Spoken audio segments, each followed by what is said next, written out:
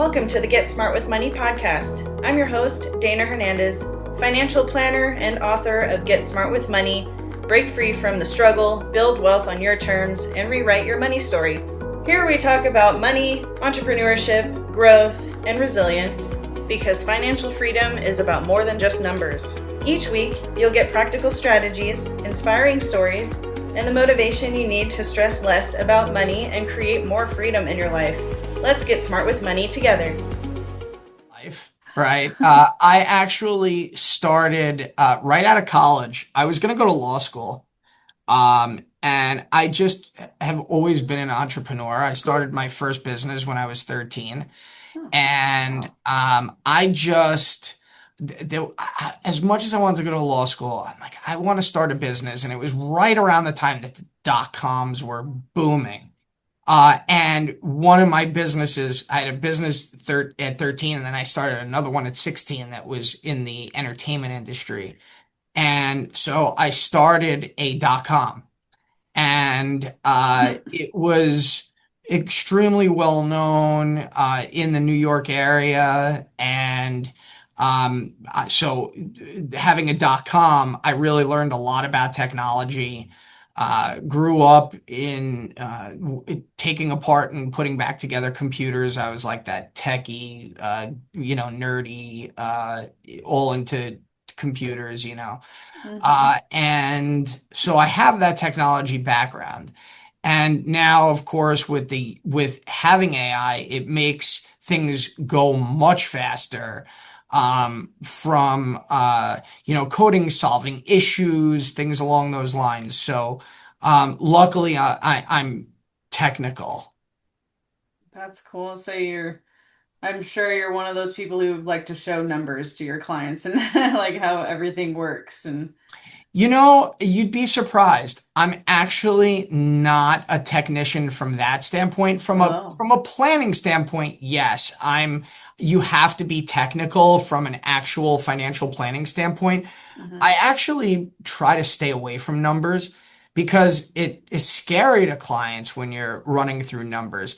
I try to make things very simple because that's also when clients will take kind of that deep breath and feel that relief rather than just jamming numbers down their throat. And Mhm. that's one of the ways that I designed Financial Fitness Passport 2 is to give a positive user experience that is not overly technical, that puts things in plain English so that you get the education and really understand things. Wow. That's rare. That's rare. That's awesome though, because people don't know what even they're talking about. They don't know what to even think the half the time about money because they haven't been taught that. So Exactly. I like that whole part that you just said. It's just plain English, which is important because you got to have everybody understand what to do. Yeah. I mean, think about it this way, right? And it just starts off from your passport score. Everyone knows their credit score, hmm right? If you ask someone, "Oh, what's your credit score?" Well, you Mo should. I would say most, but you know what? And I would say most people do know. If they may not know an exact number, but they'll at least know it. Look, if you got bad credit, you know you have bad credit. You have good hmm credit, you know you, right? So you Yeah. have some idea. Um, so what we did with Financial Fitness Passport is when you look at the passport score, I want to make that a household number. So if people are asking you what your credit score is, they should be asking you what's your financial fitness passport score. Uh, and it needs to be a household name because that from 0 to 100, that's what's going to get you to financial success and financial freedom. hmm Definitely. That makes a lot of sense as well. And then everybody also has a retirement number, correct? Yes, so I was going to talk about that. So retirement number is a little bit different. That scale, but similar. That retirement number is from 0 to 150. hmm And the idea is to obviously get as high of a number as possible, which is the higher the number, the closer you are to being able to retire. And that calculator will take into account anything like pension income, social security, investment income, what you have in overall investments, what your expenses are. And that's what goes into the engine of building that score. Hmm. Do you have a favorite financial, like a favorite financial tool, like a certain life insurance or a certain retirement account that you like best? Oh, a tool like as it relates to products and things like that. Yeah, like a product. Um, I don't have a favorite product. They're all my favorite products, and here's why. And this is where I think most financial advisors go wrong, is they lead with product, whereas there's a million products out there. I could sell anyone, I could teach anyone to sell financial products. What you can teach everybody is how to actually do analysis, ask the right questions, get the information, discover what the pain points are, build an Mhm. actual plan, dissect it. So start from a 30,000 foot view, very macroeconomic, get micro, and build back up to macro. And all the problems that need to be solved are solved with products in the end. Mhm. So, look, most people are walking around underinsured and not just underinsured for life insurance, but underinsured even on their home, their auto. They don't have umbrella policies, things like that. And that's what Penny will actually pick up on. Cool. Okay. I like that. And then also I found interesting that you don't have to link up your bank account. Yes. So everything that it's designed for two reasons that way. One, when I originally started out planning this, the research I did was, as I mentioned to you, I really kind of built it in the beginning to be a Gen Z tool. And I heard that Gen Z is they don't like the whole bank linking thing. I don't know, Mm-hmm. statistically speaking, whether that's true or not, who knows, but that's what the research says. Okay. And then I started thinking about it, and I'm like, everyone has gotten so reliant on technology, and here I am, a fintech creator, giving people technology, yet I'm making them do manual entry. Sounds kind of counterintuitive, It but does. it is built that way by design because it forces the user to go into their financial junk drawer, pull everything out, lay it on the table, and actually look at it rather than just putting in a username and password, bringing in stuff. How do you even know what you're bringing in? You know? Right. Um, so that said, we have had quite a bit of requests for linking. So even though the platform was built on no bank linking, what we will have in the future is an optional service to be able to link in. So people want to do the manual entry, which we encourage, they'll do that. If you want to use the bank linking, they'll be able to do that as well. Okay. I like that. It's nice to feel the option is Yes, there. Yeah. exactly. This way you're not forced to, and that's the other thing. Like most of these other apps are okay, well, oh, we're going to do this analysis. Okay, link your account. So at least this way you will have the option to turn that on or off. hmm Okay. I like that. It feels more relaxed that way, Yes, especially when you're talking about money. for sure. Yeah. So what would you say the biggest financial mistake you see people making when they're trying to plan for retirement or build wealth?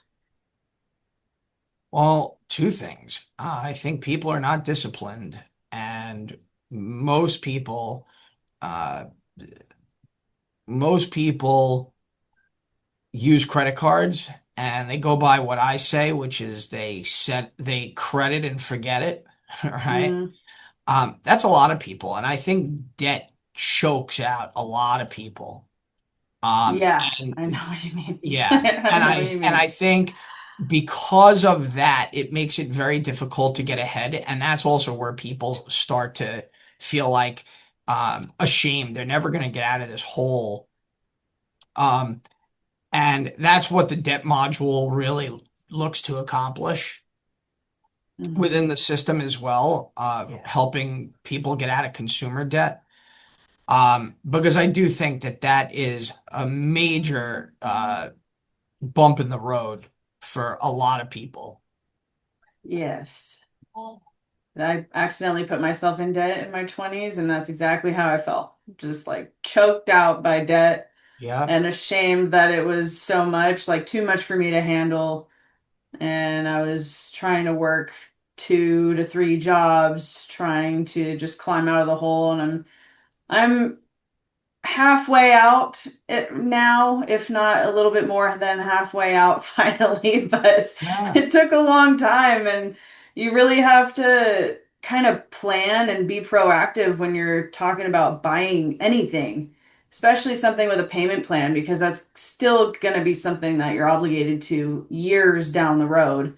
And if you don't realize that when you're young, you're just going to get in that trap. And my thing was concerts. I really, really loved going to concerts. Like I have great experience memories and everything of going to all these shows. Like, oh, I've seen this person live, I've seen that song live. But at the same time, like I should have just kind of kicked back a little bit and missed a few of those And because yeah. yeah. And think about this. The system sets you up for failure. Mm-hmm. My It does. son, my son just turned 18 in June Okay. and literally now has 10 applications sent to him in the mail to take out a credit card, Yeah, that's right? crazy. I mean, Yeah. think about that. So the system is designed to make you fail. Yeah. But if you have the education, then you don't fall into the trap. And so that's why I teach him. So he's 18. He's just graduating high school. He's going to be going off to college. He's got a job delivering Chinese food. Cool. And so I said to him, I said, look, we're going to take $50 a month and I'm going to take it right out of your checking account. We're going to put it into a Roth IRA. And he's already been doing that for 6 months now. So Nice. it's not a lot, but it's just that little bit, little bit, little bit. And he's lucky that he has his dad to teach him this kind of Mhm. stuff because it's my profession. But I think that is really the root of the problem because I see a lot of kids and they get their first credit card and they're just out on spending sprees and oh, it doesn't matter. I'll pay it later. And then all of a sudden you get the bill and you're like, holy crap. Yeah, and then it just keeps getting bigger. The minimum Exactly. payments don't do it. Like, yeah, Yep. it's a huge trap and it sucks.